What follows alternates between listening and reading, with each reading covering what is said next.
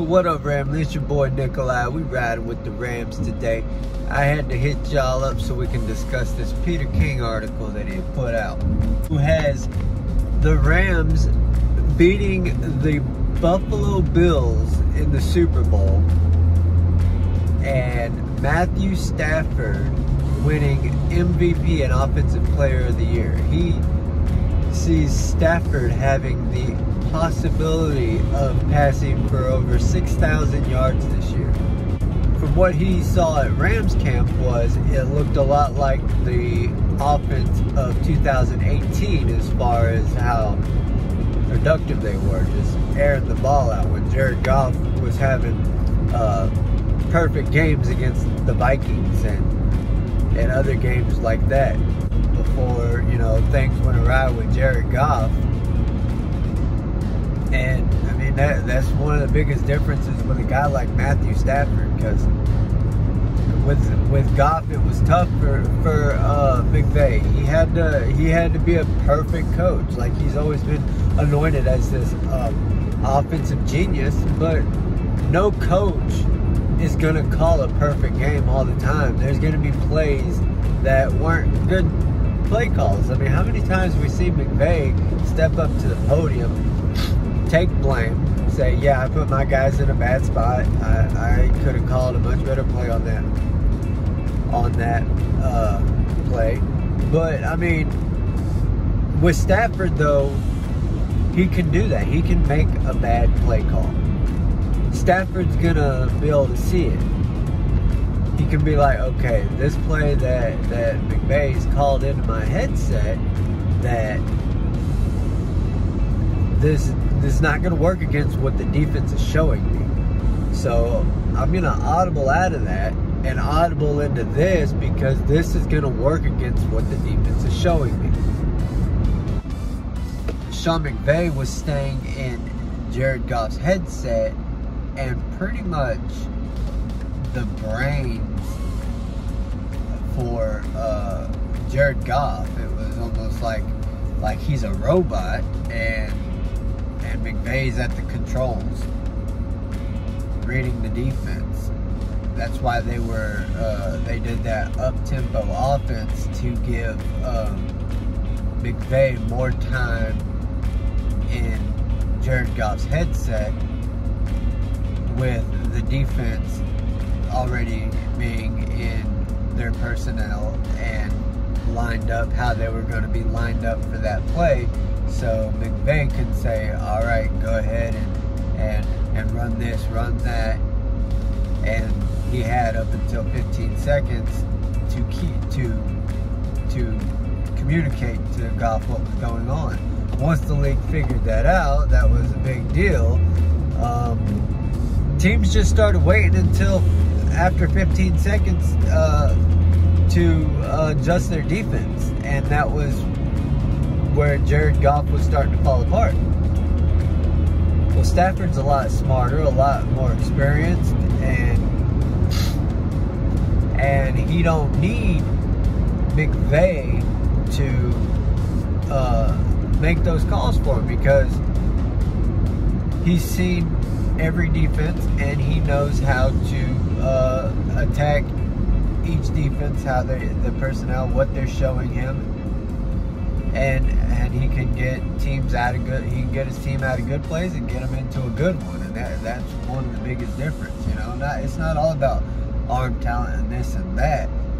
I mean, just as a Rams fan, it was obvious to tell that ability was not always Jared Goff's biggest issue. A lot of it was between the ears. And I mean, Peter King even said it in his article that McVay looked at Goff as a student, but he looks at Stafford as a peer, because he knows that it's a perfect marriage. So McVay don't have to feel the pressure of being a perfect play caller in every single game on every single situation, because he knows that his quarterback can make up for it. He can make the right changes that McVay just can't do as a coach. And then obviously the players ultimately have to perform and execute on the field.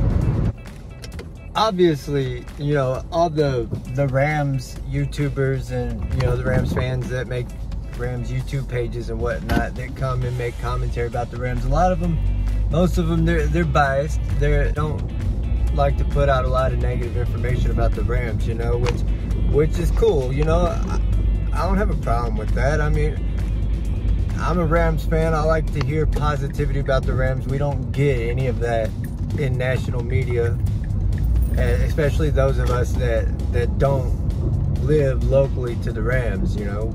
But, you know, Rams have fans all around the country. We don't always get that local commentary. So, you know, we reach out to YouTube. That's where we get our stuff from, because, you know, we like to hear positive things. We don't want to hear when the Rams win a game or do something good. We don't want to hear that it was something wrong with the opposition as opposed to something the Rams did good, you know. So we do that, which is cool. But at the same time, I've seen a lot of people on TV like Nick Wright and the other First Things First guys, and I think even Colin Cowherd, who I've always liked, Colin Cowherd, but lately he's been a Seattle Seahawks homer more than ever, picking the Seahawks this year, and he's not so high on the Rams, even though he still puts them in his top 10. But what they were talking about whenever First Things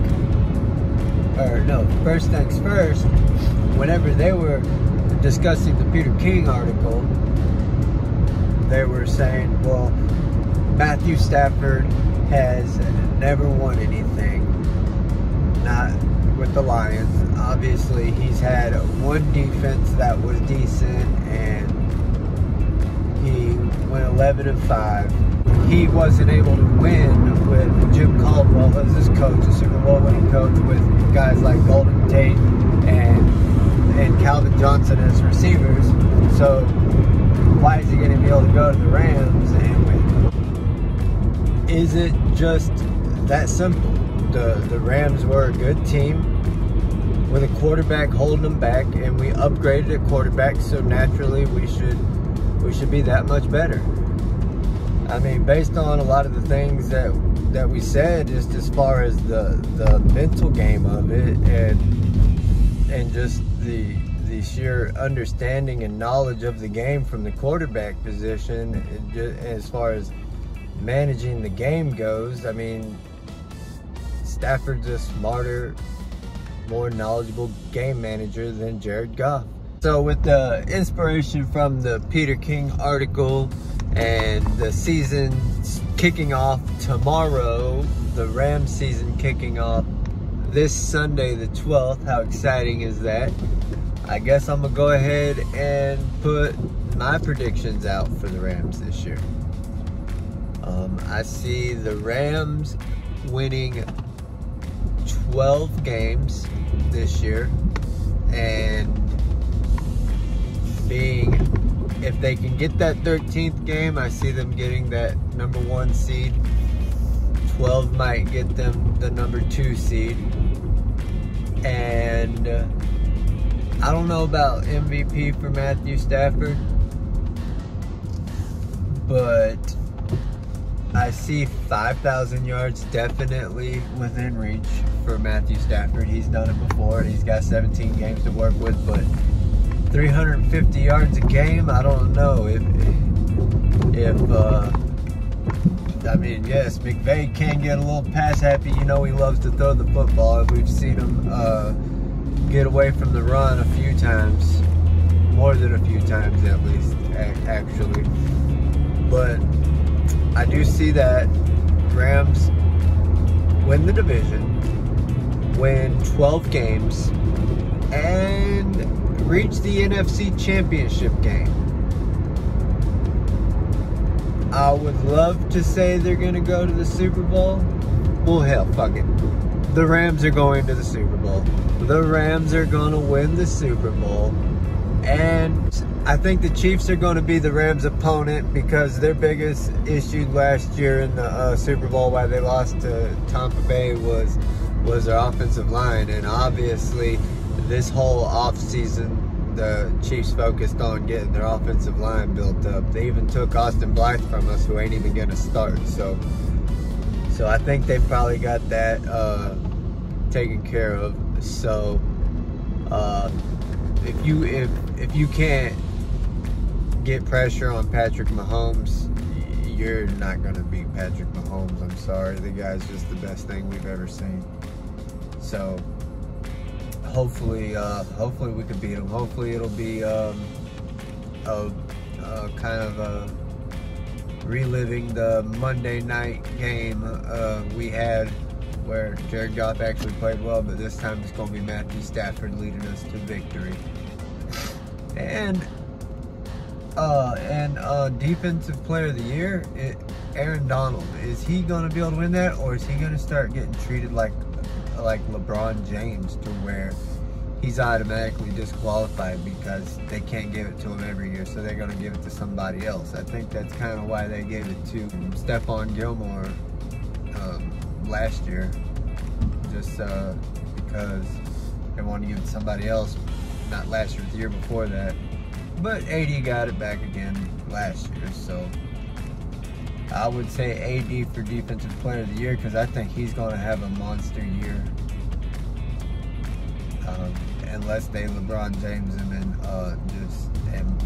say we're giving it to somebody else. You're too good, AD. You're in a class of your own. It's not the AD award no more. Well, we'll call it the AD award. We'll give the AD award to somebody who ain't AD.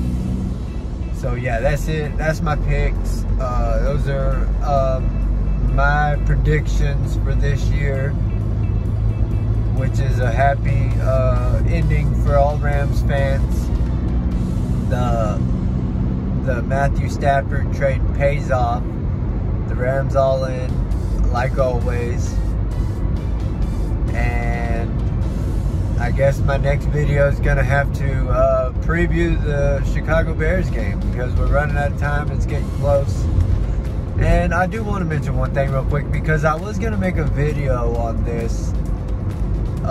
Bryce Perkins making the roster. I'm just going to go ahead and say real quick,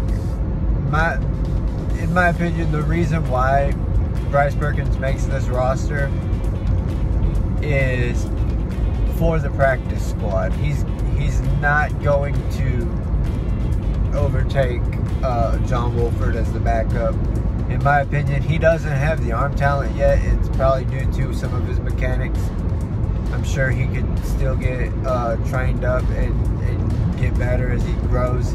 He's moving in the right direction, obviously, but I just think he's going to be that mobile quarterback for the practice squad. He's going to simulate mobile quarterbacks like your Lamar Jacksons and Russell Wilsons. So having a guy like that running the scout offense for the defense to prepare for guys like that, it's invaluable. There's no better way to get prepared for mobile quarterbacks than having somebody who can actually be a mobile quarterback, simulating those guys in practice. But instead of making a whole video on it like I was going to do, I just want to go ahead and mention that in this one. But I appreciate y'all for riding with me. Like I said, next time we ride, we're going to be taking a ride to preview the Rams and the Bears game. And I appreciate y'all for riding with me today. I'll hit y'all up next time. Peace.